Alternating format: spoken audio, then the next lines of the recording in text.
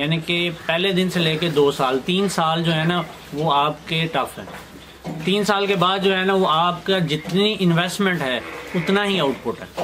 अगर आप 20 गाय रखते हैं तो 3 साल के बाद आपके 20 बच्चे जो है ना वो 20 गाय बन के तैयार हो गए होते हैं।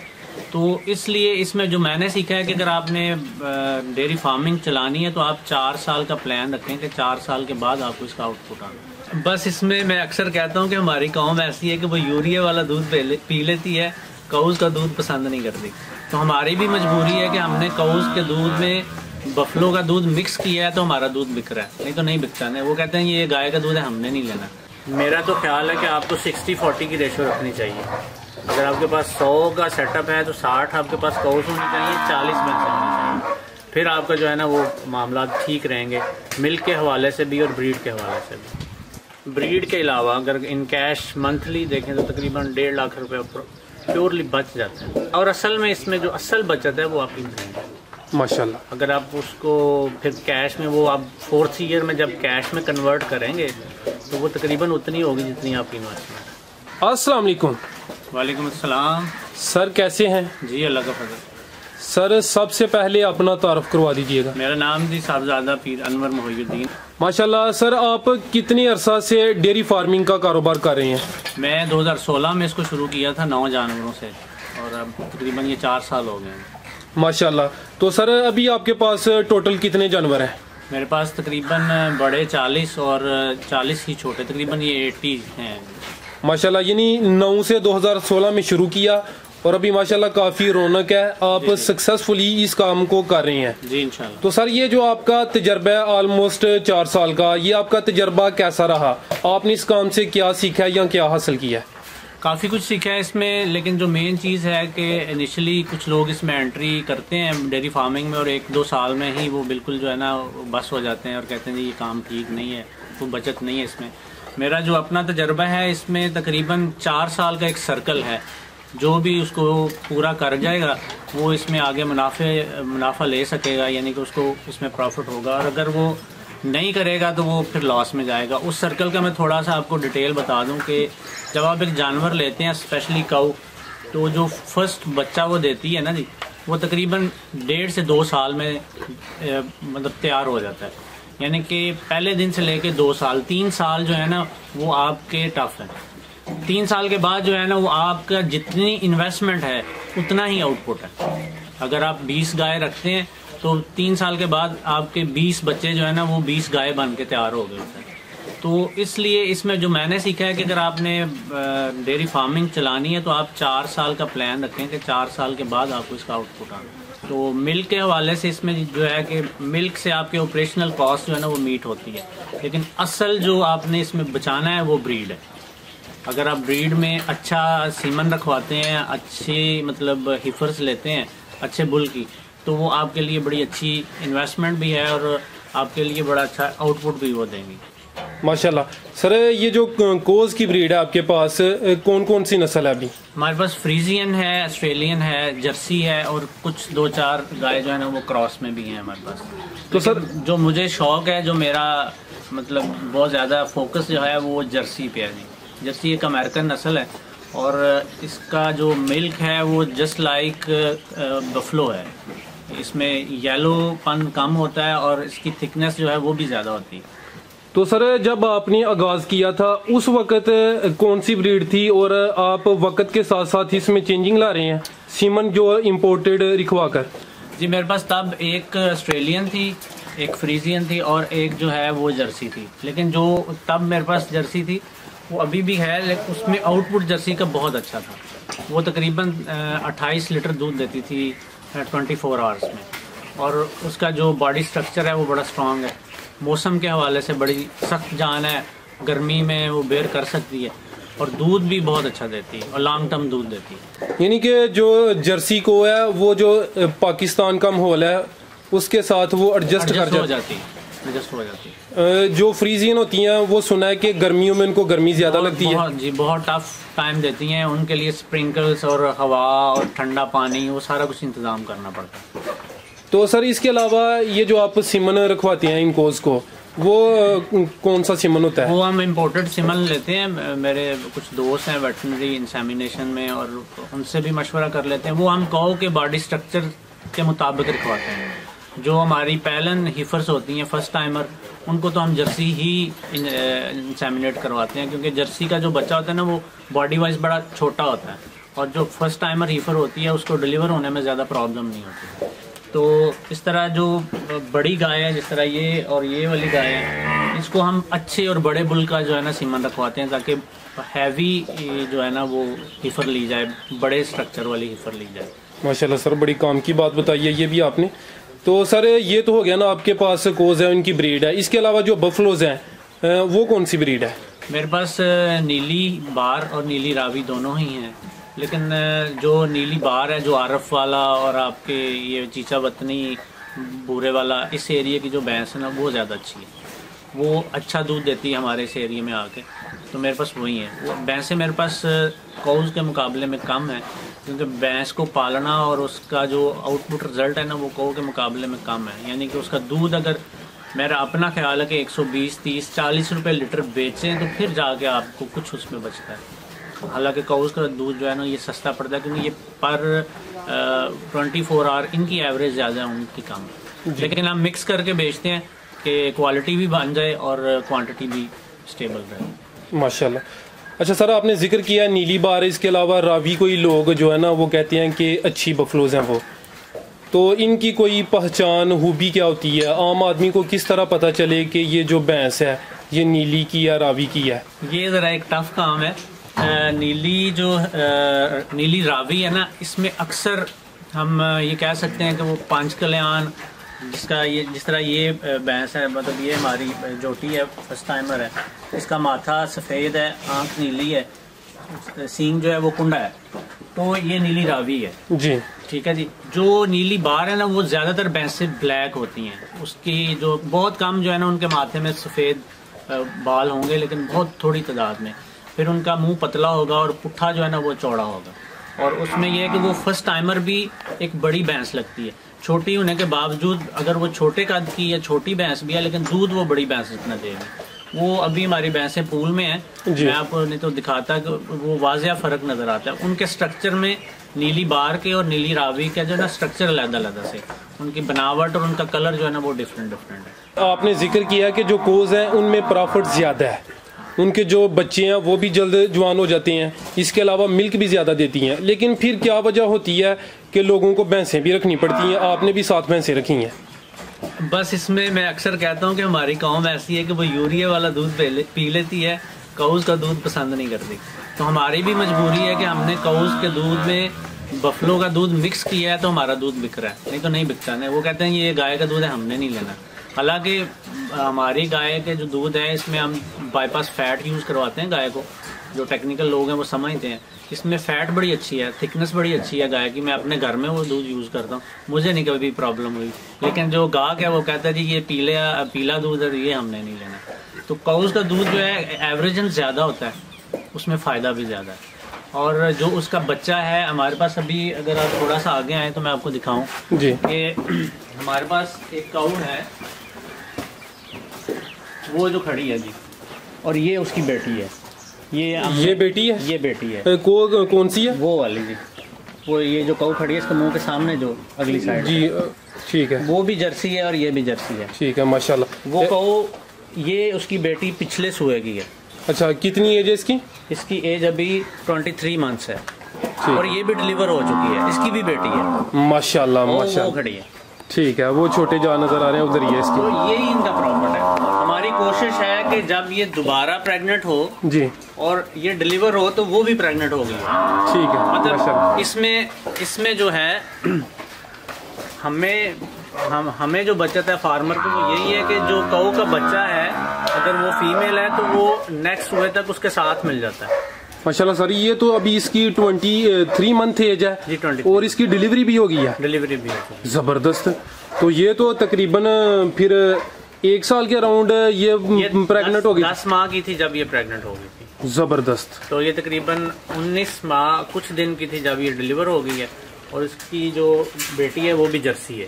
ठीक है, ये तीनों जनरेशन मेरे पास जर्सी की। ठीक। अच्छा सर, आपने जिक्र किया था कम से कम 4 साल का ये जो है ना सर्कल है, वो आपने बात किया कोज की। कोज माशाल्लाह आप 4 साल का सर्कल कंप्लीट कर सकते हैं, लेकिन अगर बात की जाए बफलोज की, उनका सर्कल फिर निस्बतन इनके लंबा है, थोड़ा लंबा है। वो थोड़ा टफ भी है, लंबा भी है, और उसमें चांसेस जो है ना वो भी कम है। मतलब आपको उसमें सक्सेसफुल होने के चांस भी कम होते हैं। उसके लिए बड़ा ही सब्र करना पड़ता है और बड़ी हिम्मत रखनी पड़ती है जानवर। यानी कि इसका मतलब है फिर अगर कामयाबी का एक राज ये भी है कि आप बफलोज के साथ कोज लाजमी रखें। मेरा तो ख्याल है कि आपको 60-40 की रेशो रखनी चाहिए। अगर आपके पास 100 का सेटअप है तो 60 आपके पास कोज होनी चाहिए, 40 भैंसें होनी चाहिए। फिर आपका जो है ना वो मामला ठीक रहेंगे, मिल्क के हवाले से भी और ब्रीड के हवाले से भी। अच्छा सर, अभी इनकी जो खुराक है उस पर मैं फोकस करूंगा कि आप इनको किस किस्म की खुराक इस्तेमाल करा रहे हैं। कोज की क्या अलग है और बफलोज की अलग है, यहाँ के सेम है? नहीं, अलग अलग है। बफलोज को तो चारा सबका सेम है, लेकिन जो हमारी फ्रेश कार्ब्ड हैं जो अभी डिलीवर हुई है, जिस तरह ये काऊ खड़ी है, इनका जो है चारा वो थोड़ा डिफरेंट है। उसको हम उसमें लूसन पुश और वंडा दे रहे हैं। तो जो दूसरी हैं जो प्रेग्नेंट हैं उनको अलहदा कर रहे हैं। तो भैंस और गाय का जो चारा है वो ऑलमोस्ट सेम है। वनडे में हम डिफरेंट करते हैं। उसमें काउज के लिए जो वंडा है वो हम डेवलप करते हैं। जो बफलोज का वंडा है वो हम खल यूज करते हैं और उसके साथ दाला। अच्छा, बफलोज के लिए खाल और दाला। खाल सर कौन सी इस्तेमाल करते हैं? ये जो खाल बनौला कहते हैं जिसको आप। तो कोज के लिए वंडा आपने खुद तैयार किया? वो अलग सर उस वंडे का जिक्र कर सकते हैं कि आपने किस पास फार्मूला है, वो कहेंगे तो मैं आपको शेयर कर दूंगा, आप वो शेयर कर सकते हैं। जी, वो मैं स्क्रीन पे शो करता हूँ। वो बहुत ही बेहतरीन है काउज के लिए।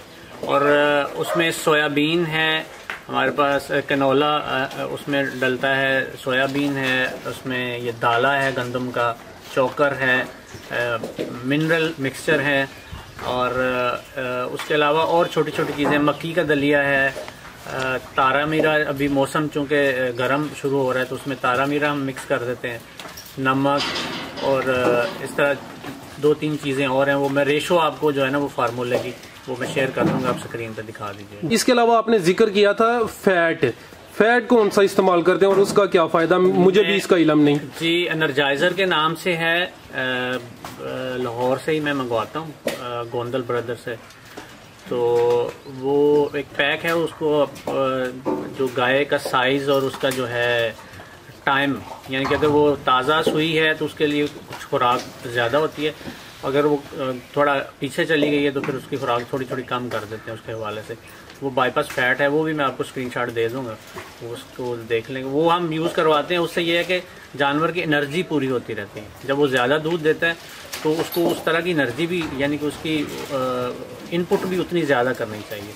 तो उसको हम इसलिए साथ इस्तेमाल करते हैं कि वो अच्छा एक एनर्जाइजर है जानवर का। तो सर जो वंडा है उसकी क्या मिकदार होती है इन जानवरों के लिए? वो दूध के हिसाब से, अगर एक जानवर 10 लीटर दूध दे रहे हैं तो तकरीबन हम 3.5 किलो 4 किलो तक वंडा उसको देते हैं, 1/3 ऑफ मिल्क। अगर 20 किलो दे रहा है तो वो तकरीबन 7 किलो वंडा लेगा। ये जो आपके पास कोज हैं जो सबसे ज्यादा मिल्क दे रही है, उसकी कितनी कैपेसिटी है अभी?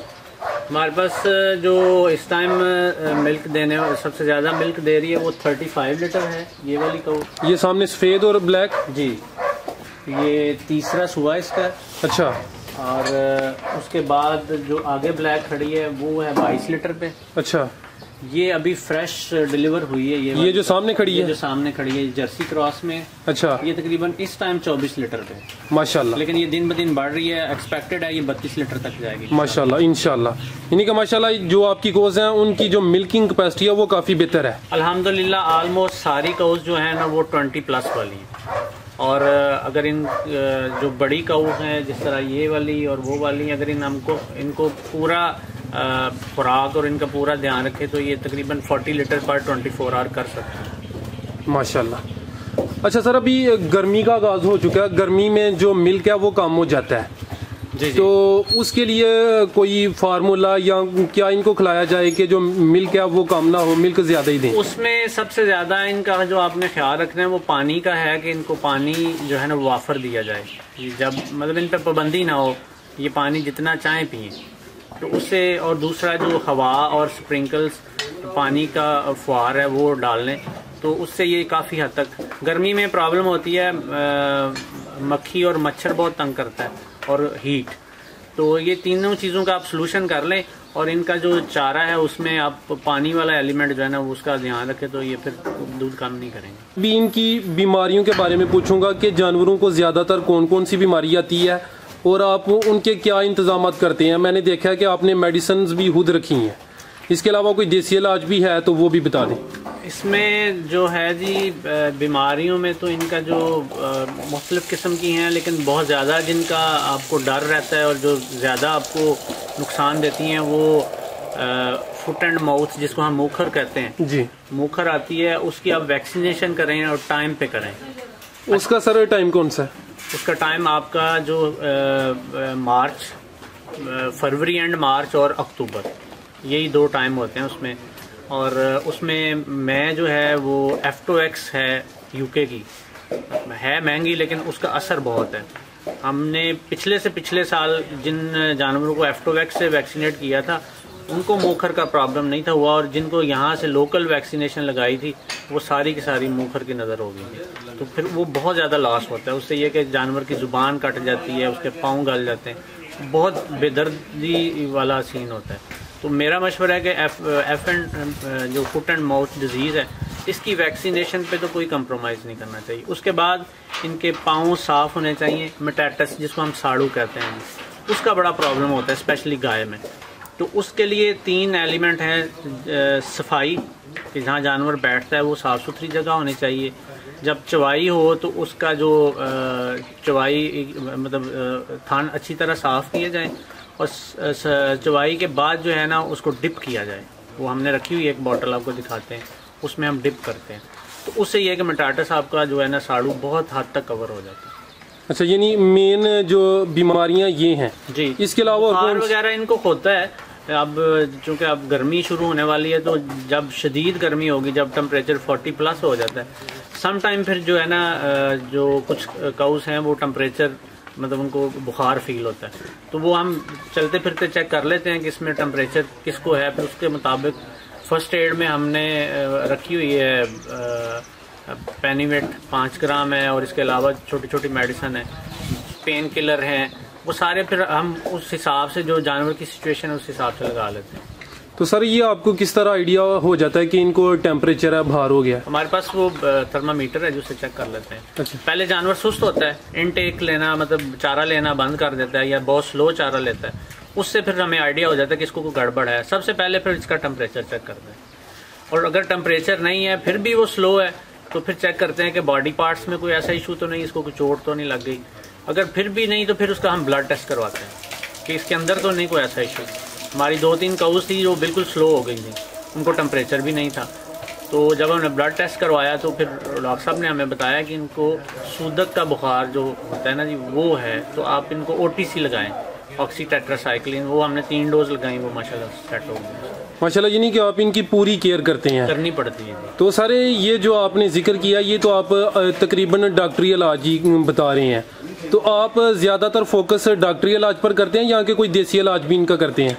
बस इनकी बीमारी पे डिपेंड है कि इमरजेंसी जो है वो तो हम डॉक्टरी इलाज ही करते हैं। तो छोटा मोटा कोई करना मतलब वैसे तो मैं देसी इलाज पे इतना फोकस नहीं करता। उसमें ये कि आप अक्सर मैंने देखा है लोग तेल दे रहे हैं, मिर्चें दे रहे हैं, वो मेरे समझ में नहीं आती। तो जो जानवर की रिक्वायरमेंट है वो चारा और उसके मिनरल्स और जो उसकी रिक्वायरमेंट विटामिन्स के हवाले से, प्रोटीन के हवाले से, वो आप पूरी करें और उसकी सेहत का ख्याल रखें। तो मेरा नहीं ख्याल देसी चीज़, कभी कभी हम वो प्याज वगैरह इनके आगे फेंक देते हैं, वही खा जाते हैं। अच्छा, सिर्फ आप प्याज ही देते हैं? कुछ लोग होते हैं वो कहते हैं कि मसाला तैयार कर लो, वो देना चाहिए 10-15 दिन के बाद। 1-2 हमने गाय पे तजर्बा किया है कि ये जो तारा मीरे का तेल है ना जी, ये बड़ा इफेक्टिव है। एक गाय हमारी जो थी ना उसको मतलब वो ठीक नहीं थी होती, उसको हमने तजर्बे के तौर पे ना जी सुरख मिर्च और वो तारे मीरे का तेल दिया था दही में डाल के, वो उसको बड़ा इफेक्टिव आया। तो ये सर किस मकसद के लिए? खिलाफ था, वो कह सकते हैं उसकी सेहत बेहतर नहीं थी, वो चारा नहीं थी लेती, लेकिन वो जब हमने दिया 1-2 नाल किसी के कहने पे तो वो फिर बाद में चारा लेना शुरू हो गई। तो वो माशाल्लाह अब वो हेल्थी है जी, ये वो सेकंड पर बैठी हुई है। ठीक है माशाल्लाह। अभी इनका जो खर्चा है और प्रॉफिट है उसका क्या कोई रेशियो है, वो बताना पसंद करेंगे आप? यानी माशाल्लाह आपने 9 से स्टार्ट किया, कामयाबी तो आपने हासिल की है, यानी कि अपना फार्म आपने इसको ग्रो कर लिया है। इसके अलावा अगर 40 एनिमल्स हैं उनसे कितना प्रॉफिट आ जाता है? अगर आप इसका प्योरली देखें तो तकरीबन ये ब्रीड के अलावा अगर इन कैश मंथली देखें तो तकरीबन 1.5 लाख रुपए प्योरली बच जाते हैं, यानी अखराजात के अलावा निकाल कर। इसके अलावा जो ब्रीड है वो भी बचती है, वो आपकी अलग है। और असल में इसमें जो असल बचत है वो आपकी ब्रीड है माशाल्लाह। अगर आप उसको फिर कैश में, वो आप 4th ईयर में जब कैश में कन्वर्ट करेंगे तो वो तकरीबन उतनी होगी जितनी आपकी इन्वेस्टमेंट है। मेरे पास अभी बच्चे हैं, वो दूसरी क्लिप में आप दिखा दीजिएगा, तकरीबन ये 19 हैं। और जब ये तैयार होंगे इंशाल्लाह अगले साल इन दिनों में ये तैयार हो जाएंगे, जो बच्चियाँ हैं वो भी और बच्चे भी। तो ऑलमोस्ट उतने पैसे जितने मैंने लगाए थे मेरे घर आ जाएंगे माशाल्लाह। यानी कि अगर बंदा मेहनत करता है और इस काम को अच्छे तरीके से करता है तो ये जो 4 साल का सर्कल है उसकी जो इन्वेस्टमेंट है वो 4 साल बाद डबल हो जाएगी। बिल्कुल उतने पैसे उसको वापस आ जाएंगे। तो सर ये जो इनका मिल्क है वो आप किस जगह सेल करते हैं, उसका कोई सेलिंग पॉइंट? स्पेशल कोई सेलिंग पॉइंट तो नहीं बनाया। हम गांव में हमारे कुछ तकरीबन 100 लीटर तो इधर ही लग जाता है, तो तकरीबन 60 to 80 लीटर जो हम सियालकोट बेचते हैं, जो हमारे को पर्सनल अपने तल्लुकात हैं वहाँ पे ही हम देते हैं। कोई खास ओपन सेलिंग पॉइंट नहीं। तो रेट क्या मिल जाता है? हमें जो सियालकोट से मिल रहा है वो 120 है और गाँव में जो है ना वो 100 माशाल्लाह। इसके अलावा एक दोस्त है, उनका इंटरव्यू किया था, उन्होंने खुद जो है ना वो एक मशीन लगाई है, वो मिल्क पैक करके ना वो सेल करते हैं सिटी में। उस बारे में आपकी क्या राय है? इन फ्यूचर इंशाल्लाह लगाएंगे हम, लेकिन लाहौर में, सियालकोट में नहीं। हमारा अपना है, हमारे पास जगह भी है लाहौर में, हम वहाँ पे वो मशीन लगाएंगे और ऑनलाइन शॉप बनाएंगे। यानी कि हमें ऑनलाइन ही ऑर्डर मिलेगा और ऑनलाइन ही हम उसको मतलब डिस्पैच करवा दिया करेंगे। कोई उसका मतलब शॉप नहीं होगी प्रॉपर ओपन जिस तरह शॉप होती है, अंदर ही वो सारा सिस्टम होगा। और इस तरह से होगा कि दूध को जो बंदे का हाथ है वो नहीं लगेगा। मशीन दूध निकालेगी, मशीन उसको सेव करेगी, मशीन उसको पैक करेगी और उसी तरह वो अगले घर में डिलीवर हो जाएगा। यानी कि हम कोशिश करेंगे कि मैक्सिमम वो जो जितना भी जरासीम से पाक दूध हो वो आगे डिलीवर करें। माशाल्लाह, गुड आइडिया सर। अगर कोई दोस्त आपसे छोटा एनिमल लेना चाहता है तो आपसे रब्ता कर सकता है? जी मोस्ट वेलकम, कर सकते हैं। मोबाइल नंबर देंगे या ये जो आपने लोकेशन बताई है? नहीं, मोबाइल नंबर ले लें। ये मोबाइल नंबर सर आपका? 0324669461 जी। अगर व्हाट्सअप नंबर लेना चाहें तो 034566934661। मेरा फेसबुक पेज भी है सुंदरपुर कैटल फार्म के नाम से। माशाल्लाह, ज़बरदस्त हो गया। सर्च कर सकते हैं, उसको लाइक कर सकते हैं।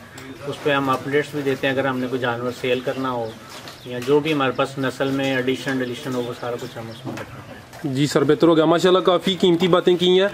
आखिरी सर सवाल है, जो दोस्त ये वीडियो देख रहे हैं उनका जहन है कि वो डेयरी फार्म शुरू करें, उनके लिए कोई अच्छा सा मशवरा या कोई ऐसी बात जो रह गई मैंने नहीं पूछी, कीमती बात है? उसमें यह है कि डेयरी फार्म जो है वो एग्रीकल्चरल जो बंदा है जिसके पास अपनी ज़मीन है वो शुरू करे और छोटे लेवल से शुरू करे। जब वो 4-8 जानवर से शुरू करेगा ना, उसको काफ़ी चीज़ें समझ आ जाएंगी, फिर आहिस्ता आहिस्ता ग्रो करें। एकदम से इसमें ना कूदें, क्योंकि एकदम से कूदने से तकरीबन आपको 4 साल सब्र करना पड़ेगा, वो टफ हो जाता है। वो साइकिल बहुत बड़ा है, उसको कवर करते करते अक्सर लोग जो है ना वो थक जाते हैं और फिर वो ब्लास्ट करते हैं कि जी बस हम नहीं कर सकते। तो मेरा ये मशवरा है कि छोटे लेवल से शुरू करें और इसको 4 साल तक ज़रूर करें, फिर आपको इसका रिटर्न समझ आ जाएगा। जी सर, बहुत शुक्रिया जनाब, वेलकम। आपने अपना कीमती वक्त दिया, बड़ी अच्छी और कीमती गुफ्तगू की है। अल्लाह हाफिज़। शुक्रिया जी।